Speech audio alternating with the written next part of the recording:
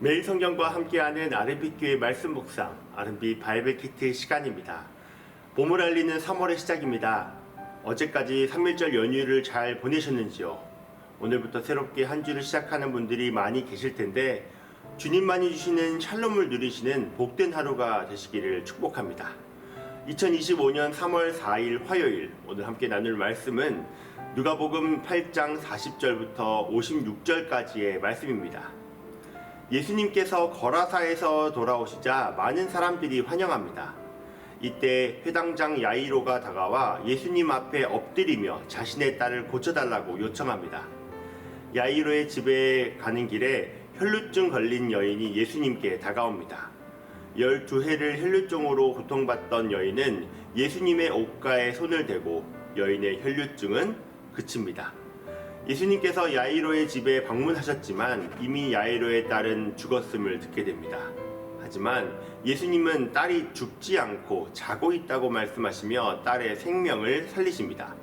이러한 내용 가운데 오늘 전체 본문 중 누가복음 8장 43절부터 44절까지의 말씀과 47절, 48절의 말씀, 52절부터 55절까지의 말씀을 함께 나누도록 하겠습니다.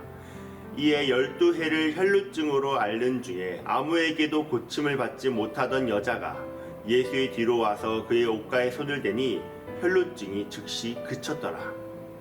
여자가 스스로 숨기지 못할 줄을 알고 떨며 나와 엎드려 그 손댄 이유와 곧 나은 것을 모든 사람 앞에서 말하니 예수께서 이르시되 딸아 내 믿음이 너를 구원하였으니 평안히 가라 하시더라. 모든 사람이 아이를 위하여 울며 통곡하매 예수께서 이르시되 울지 말라 죽은 것이 아니라 잔다 하시니 그들이 그 죽은 것을 아는 고로 비웃더라. 예수께서 아이의 손을 잡고 불러 이르시되 아이야 일어나라 하시니 그 영이 돌아와 아이가 곧 일어나거늘 예수께서 먹을 것을 주라 명하시니. 오늘 본문의 이야기는 마태, 마가, 누가복음에 기록되어 잘 알려진 사건입니다. 오늘 말씀은 레위기에서 나오는 정결법을 참고하며 묵상하면 좋은데요. 오늘 등장하는 사람들의 혈루증과 죽음은 부정한 것으로 여겨지며 가까이 해서는 안 되는 것이었습니다. 먼저 혈루증에 관한 정결법은 레위기 15장에 걸쳐 기록되어 있습니다. 레위기 15장 1절부터 2절까지의 말씀입니다. 여호와께서 모세와 아론에게 말씀하여 이르시되 이스라엘 자손에게 말하여 이르라. 누구든지 그의 몸에 유출병이 있으면 그 유출병으로 말미암아 부정한 자라. 레위기에서 말하는 유출병은 오늘 본문에서 등장하는 혈루증을 말하는데요. 이 혈루증은 이스라엘에서 부정한 것으로 여겨지며 엄격히 다룹니다. 4절부터 7절까지의 말씀을 보면 이렇습니다. 유출병 있는 자가 눕는 침상은 다 부정하고 그가 앉았던 자리도 다 부정하니 그의 침상에 접촉하는 자는 그의 옷을 빨고 물로 몸을 씻을 것이며 저녁까지 부정하리라. 유출병이 있는 자가 앉았던 자리에 앉는 자는 그의 옷을 빨고 물로 씻을 것이요 저녁까지 부정하리라.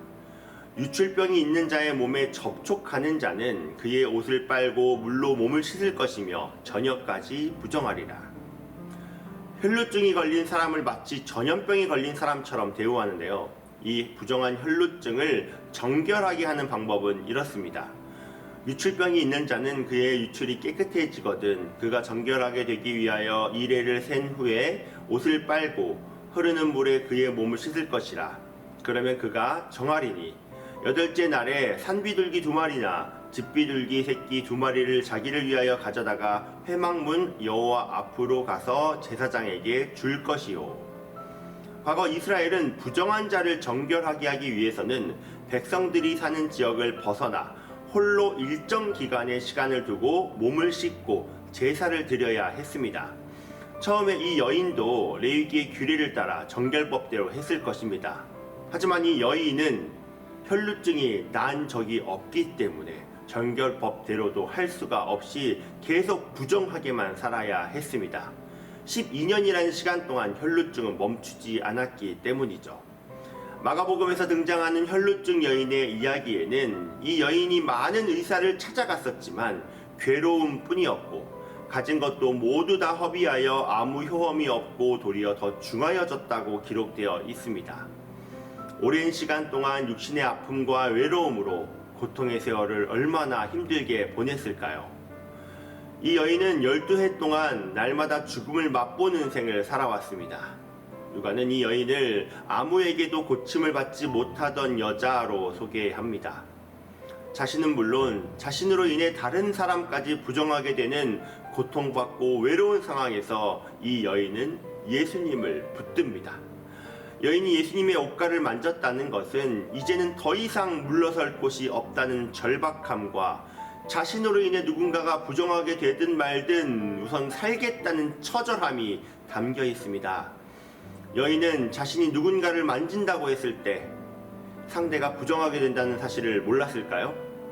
12해라는 시간 동안 철저히 소외받고 있었기에 모를 수가 없었을 것입니다.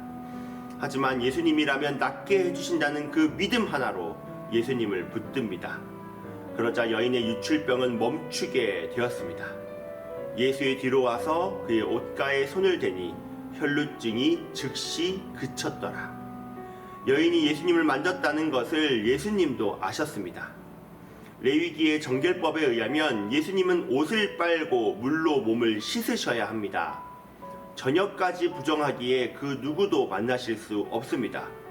하지만 예수님은 그러실 필요가 없었습니다.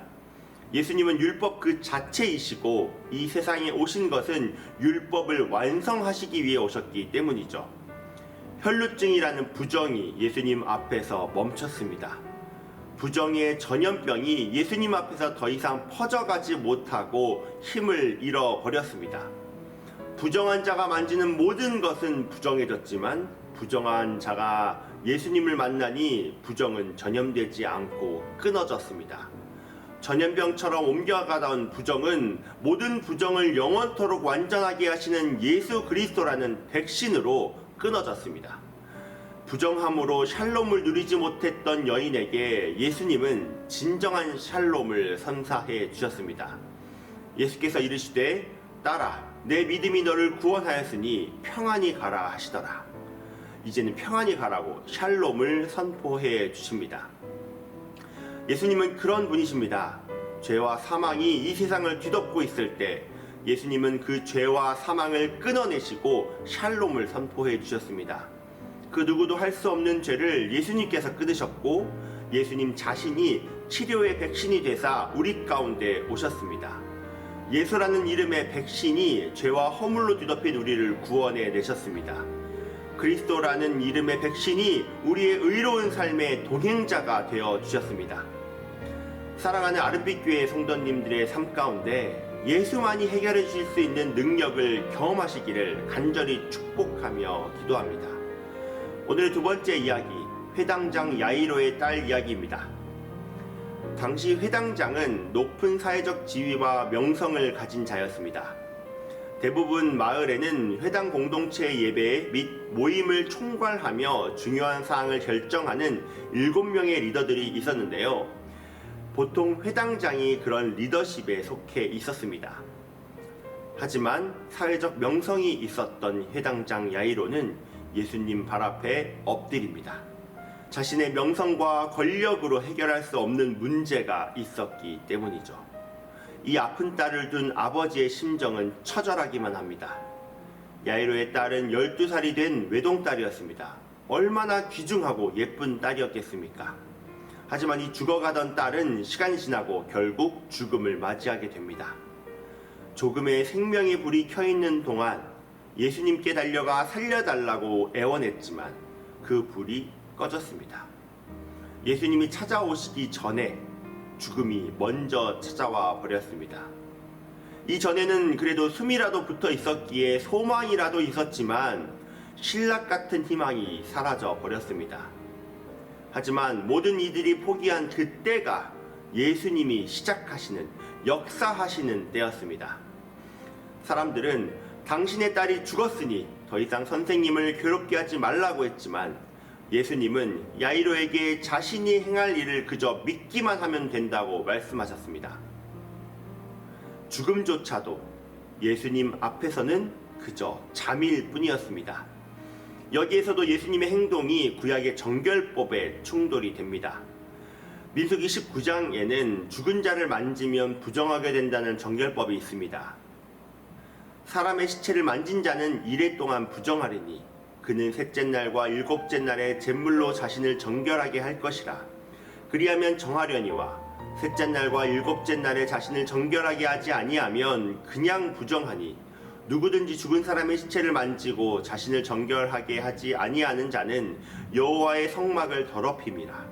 그가 이스라엘에서 끊어질 것은 정결하게 하는 물을 그에게 뿌리지 아니하므로 깨끗하게 되지 못하고 그 부정함이 그대로 있음이니라. 하지만 예수님은 야이로의 딸의 손을 잡으십니다. 부정한 혈루증에 샬롬을 주셨던 예수님이 부정함의 끝판왕인 죽음에도 샬롬을 주셨습니다. 죽음조차도 예수님 앞에서는 아무것도 아닌 존재가 되어버렸습니다. 예수님에게는 그 무엇도 불가능이란 없습니다. 천지를 창조하시고 말씀이 육신이 되어 오신 분에게 불가능이란 없습니다. 예수님의 이름에는 능력이 있습니다. 예수의 능력에는 역전의 권세가 있습니다. 예수의 권세에는 샬롬이 있습니다. 오늘 하루 우리의 삶 가운데 평안을 잃어버린 영역에 예수의 능력이, 권세가, 샬롬이 있기를 간절히 축복합니다. 다 함께 기도하겠습니다. 평안을 너희에게 끼치노니 곧 나의 평안을 너희에게 주노라. 내가 너희에게 주는 것은 세상에 주는 것과 같지 아니하니라. 너희는 마음에 근심하지도 말고 두려워하지도 말라.